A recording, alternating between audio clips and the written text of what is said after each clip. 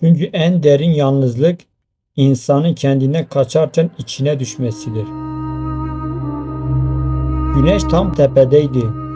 Toprak bir zamanlar ayak izlerini taşıdığı tüm yolcuları çoktan unutmuştu. Kahraman haritasını cebine koydu. Çünkü artık hiçbir yön kalbinin suskunluğunu susturamıyordu. Bir çölün kıyısına geldiğinde sessizlik bile susuyordu.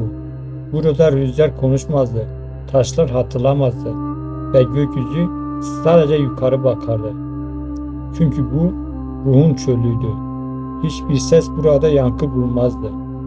Çünkü yankılanacak bir ben kalmamıştı. Çölde zaman kavramı yoktu. Gün doğar güneş pişirir, gece karanlığı yutardı. Kahraman ise yalnızca yürürdü.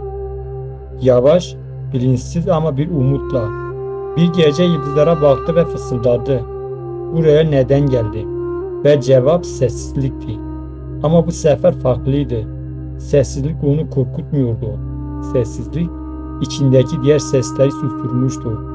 Egonun, korkunun, geçmişin bağırışlarını artık sadece kendisiyle kalmıştı. Ama hangisi gerçek kendisiydi? İsimler mi? Hikayeler mi? Hatıralar mı? Hayır. Gerçek olan tüm bunlar yandığından geriye kalandı. Küller arasında hala atan o sessiz kalp. Ve orada sessizliğin tam ortasında bir kuşun gökyüzüne doğru yükseldi. Ve kalbine ilk defa bir kelime düştü. Teslimiyet. Çöl onu öldürmedi ama onu eski halinden soydu. Her bir adım bir katmanı daha kopardı ve geriye yalnızca bir öz kaldı. Ne isim, ne ünvan, ne geçmiş, sadece o. Ve işte tam o an bir taşın gölgesinde durdu. Bir damla ter alnından toprağa düştü ve o damla çölde ilk defa bir çiçeği yeşertti.